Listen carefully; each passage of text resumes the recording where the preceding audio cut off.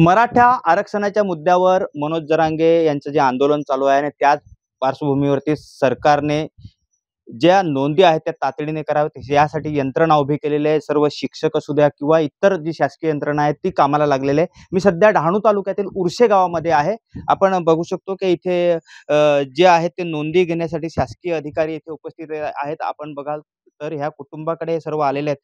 आपण इथे थोडं बघूया की त्यांच्याकडे जे ॲप आहे त्या ॲपमध्ये ती पूर्ण माहिती आहे ती लोड करतायत। मग त्यांचा पूर्ण तुम्ही कुणबी आहात की मराठी आहात का हिंदू कुणबी आहात किंवा काय ही सर्व नोंद आहे ती घेतली जाते। त्यांचे आधार नंबर घेतले जातात आणि त्यानंतर बघाल तर त्यांच्याकडे अगदी रायटिंगमध्ये सुद्धा काही माहिती आहे ती कुटुंब प्रमुखांना विचारली जाते। ह्याच्यामध्ये आपण इथे बघाल तर कुटुंब प्रमुखाचे नाव आहे साईनाथ अनंत पाटील, त्यांचा मोबाईल नंबर, त्यांची जात कुणबी आणि त्यांची सही ह्या पद्धतीने घेतल्या जातात। हे कुटुंब प्रमुख सुद्धा आहेत आणि आपण बघाल तर त्यांच्या नोंदी झाल्यावरती ह्या घरावरती तो नोंदणी क्रमांक टाकला जातो आणि अशा पद्धतीने हे नोंदणी सत्र आहे ते पूर्णपणे सुरू आहे। एकूणच पाहायला गेलं तर अगदी सरकारने ही तातडीची भूमिका घेतलेली आहे, कारण मनोज जरांगे हे पूर्ण आंदोलनासाठी मुंबईकडे कूच करतायत आणि कुठेतरी ह्या नोंदी तातडीने घेऊन आणि त्या आता सरकार दरबारी जमा केल्या जाणार आहेत। आपल्यासोबत नोंद करणारे अधिकारी सुद्धा आहेत, त्यांना विचारूया। सर, काय सांगाल कशा पद्धतीने ह्याची प्रक्रिया आहे? याची प्रक्रिया सर्वप्रथम कुटुंबांची म्हणजे त्या कुटुंब प्रमुखाची माहिती घ्यायची आहे. माहिती घेतल्यानंतर सर्वात महत्त्वाचा मुद्दा म्हणजे त्या कुटुंब प्रमुखाची जात विचारायची आहे आणि या जातीवर सगळी माहिती पुढची पुढची डिपेंड असेल. जर तो एस-टी समाजाचा किंवा एस-सी समाजाचा असेल, तर त्याची माहिती ते फक्त नाव, कुटुंब प्रमुखाचे नाव आणि त्या कुटुंबाची जात एवढ्यावरती माहिती संपली जाते. मात्र तो कुणबी समाजाचा असेल किंवा मराठा कुणबी किंवा कुणबी मराठा असेल, तर त्यांना बाकीचे पुढचे प्रश्नावली हे आहे, त्या प्रश्नावलीचे उत्तर द्यायचं आहे. जसं की आता यांचं नाव आहे साईनाथ अनंता पाटील, त्यांची जात आहे कुणबी.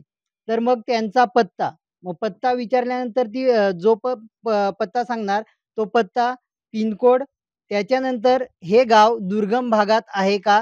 जी त्या कुटुंब प्रमुखांनी माहिती दिली, त्या कुटुंब प्रमुखाच्या माहितीनुसार त्याच्यानंतर त्यांना आधार कार्ड घरात आहेत किंवा कुटुंब प्रमुखाचे आधार कार्ड आहेत की नाही, ही माहिती विचारायची आहे आणि त्याच्यानंतर त्यांचा आधार नंबर ऐच्छिक आहे. जर त्यांना द्यायचा असेल तर नाही दिला तरी पण चालतो. त्याच्यानंतर मोबाईल नंबर आहे, मोबाईल नंबर द्यायचा आहे. जर एखाद्या कुटुंबात मोबाईल नंबर नसेल, तर आम्हाला मिळालेल्या सूचनेनुसार 9-9-10 वेळा टाकून ती माहिती पुढे घ्यायची आहे आणि त्याच्यानंतर जो महत्त्वाचा प्रश्न आहे, खुल्या प्रवर्गासाठी जो महत्त्वाचा प्रश्न आहे, तो म्हणजे तुम्ही मराठा आहात का? जर तुम्ही मराठा आहात तर होय सांगायचं आहे, नसेल मराठा तर नाही सांगायचं आहे. त्याच्यानंतर तो प्रश्न झाल्यानंतर त्या मराठा असतील तर त्यांची जात विचारली जाईल. आपण कुणबी मराठा, मराठा कुणबी की फक्त कुणबी आहात? त्याच्यानंतर ती कुटुंब प्रमुखांनी दिलेल्या माहितीनुसार हे कुटुंब कुणबी समाजाचे आहे. त्याच्यानंतर त्याचा पुढचा प्रश्न आहे तुमच्याकडे समजा समजा ते मराठा असतील, तर मग पुढचे किती प्रश्नावली आहेत? साधारणतः 128 च्या आसपास प्रश्नावली आहे. म्हणजे साधारणतः अर्धा ते पाऊण तास एका कुटुंबासाठी माहिती गोळा करताना साधारणतः तुम्ही सर्वेक्षण करतात, तुम्हाला किती कुटुंबांचा इष्टांक दिलेला आहे, किती गावं इष्टांक म्हणजे आम्हाला सध्या 2 शिक्षकांना मिळून एक महसूल गावातले 3 पाडे आहेत. उर्से, उर्से अंबाडीपाडा आणि उर्से डोंगरशेत हे 3 पाडे आम्हाला सध्या किती वेळ दिलेला आहे ह्याच्यासाठी? किती वेळात हे करायचंय? आम्हाला 23 तारखेपासून तर 31 जानेवारीपर्यंत ही पूर्ण माहिती जमा करून द्यायची आहे.